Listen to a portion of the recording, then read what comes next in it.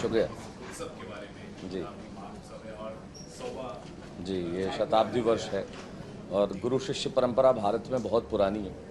शायरी में भी जैसे उस्ताद इस्लाह करते हैं, वैसे संगीत में ये सिखाने की परंपरा बहुत पुरानी है। और सुरेश जी जो अपने आचार्य जयलाल वसंत जी के लिए उनके नाम से इतना बड़ा उत्सव कर रहे हैं, 100वां साल सेंटेनरी, तो ये अतिरिक्त खुशी का दिन है, अतिरिक्त खुशी का विषय। और पंडित बिरजू महाराज को आज ये पुरस्कार दिया जा रहा है उत्तम वाग्यकार का, तो बड़े खुशी के क्षण। नमस्कार सुमित जी। ये सौभाग्य है मेरा कि मैं इस अद्भुत अवसर पे ये संचालन का कार्यभार मुझे सौंपा गया। मुझे नाचीज के कंधों पे ये जिम्मेदारी है।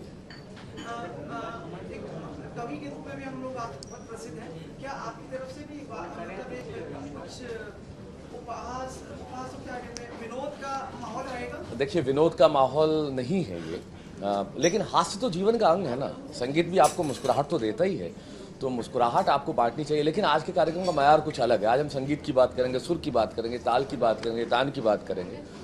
जैसे एक बड़ा खूबसूरत दोहा है कवि का कि इस रसवंती रात में सुनकर ये आवाज़, मन रविशंकर हो गया तन बिरजू महाराज।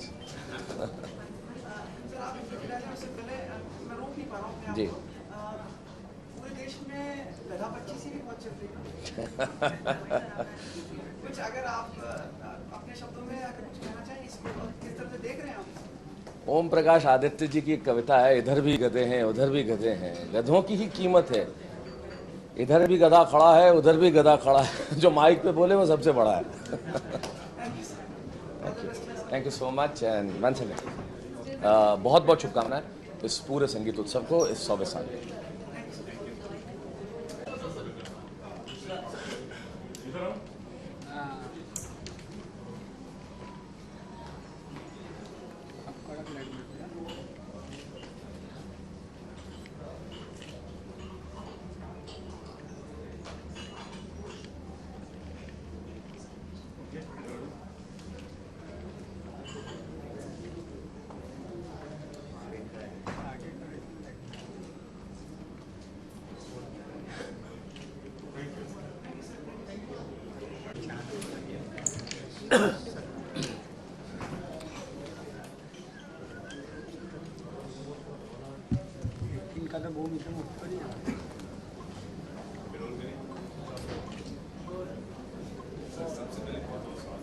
जी,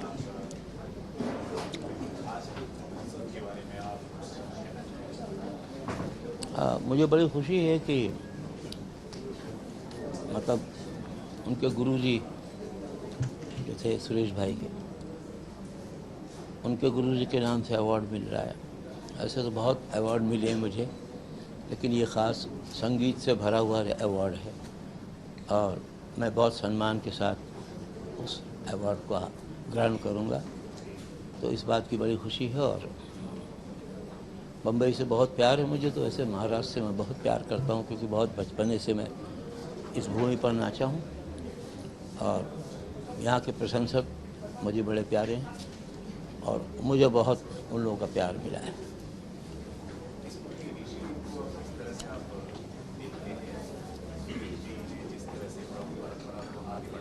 जी जी, नहीं, उन्होंने परंपरा को बढ़ाया और उनका स्कूल भी हम गए, खुद गए, देखा भी हमने और वहाँ का उनका काम भी देखा और बहुत खुशी हुई कि संगीत जो परंपराएं हमारी हैं पुरानी, उसके ऊपर बड़ा काम कर रहे हैं। तो ये तो बहुत बड़ी भारतीय संस्कृति को उन्होंने कायम रखा है और मुझे बड़ी खुशी होती है। और वो भी मुझे बहुत प्यार करते हैं, मैं भी उनको बहुत प्यार करता हूँ।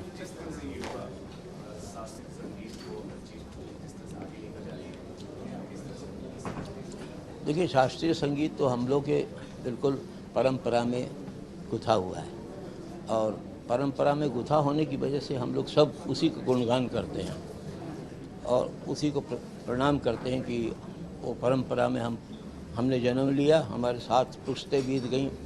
मेरे पिताजी अक्षर महाराज, शंभू महाराज, लक्ष्मण महाराज, मेरे बाबा महाराज बिंदादीन कालका महाराज, ये सब लोग उस परंपरा के जुड़े हुए हैं।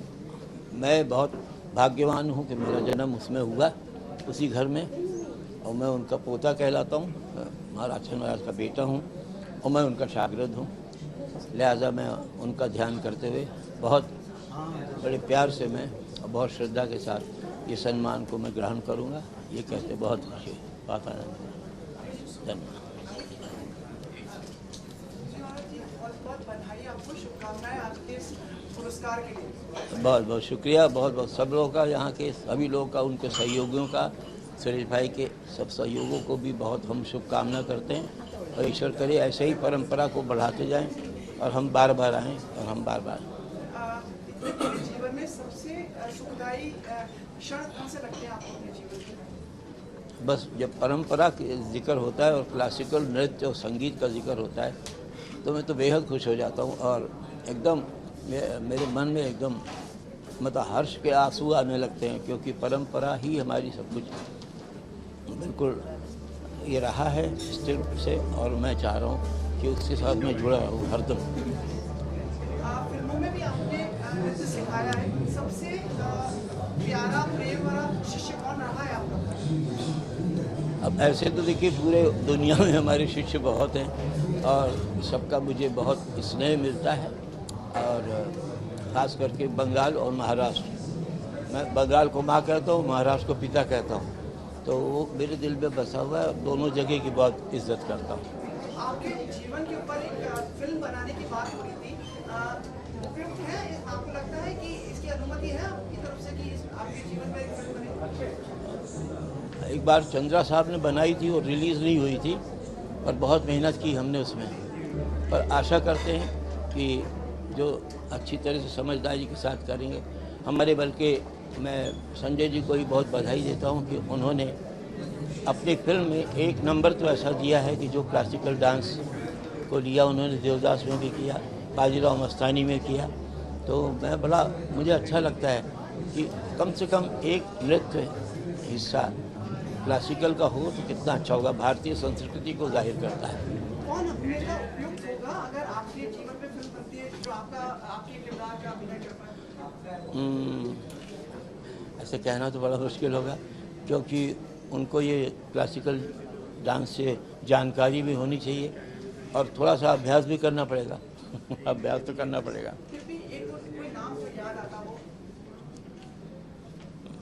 थोड़ा मुश्किल हो रहा है। अब नए वाले में से बहुत लोगों का मुझे ज्ञान नहीं है।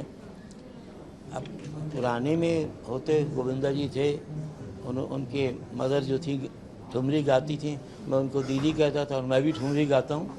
रेडियो के हम लोग कलाकार हैं सब, और पर अभी समझ नहीं आता है, क्योंकि अभी तो बॉलीवुड का सारा हिसाब ऐसा बदल गया है कि कहना मुश्किल होता है थोड़ी सी। आजकल के नृत्य से खुश हैं, सुखी हैं जिस तरह का फिल्मों में दिखता है, या नृत्य से असल में विदेशी इन्फ्लुएंस बहुत हो गया है, तो ये कहना बड़ा मुश्किल है कि नृत्य से कितना खुश हो सकता हूँ। बस शांताराम जी वगैरह ने बड़ा कोशिश किया था, बड़ी कोशिश की थी। जनक जनक महल उन्होंने बनाया, नौरन वगैरह बनाया। तो अब देखिए कोई ऐसे निकल जाए डायरेक्टर जो हमको कहें, और मैं तो बहुत खुश होऊंगा जब शुरू हो जाएगी। अमिताभ बच्चन आपके साथ स्टेज पर होंगे, कुछ उनके लिए कुछ शब्द अगर, और उनके साथ कोई आपकी यादें अगर आप कुछ कहना चाहें? बस बहुत बड़े कलाकार हैं, बहुत बड़े अभिनय के जानकार हैं, और बहुत मेरी बड़ी इच्छा है कि अमिताभ जी को एक बार मैंने कहा था कि उनके पिताजी की कविताओं पे मैं कुछ करूं, पर वो संजोग से टाइम नहीं मिला। अब जब भी मिलेगा मैं उनके साथ काम करने में मुझे अच्छा लगेगा। धन्यवाद।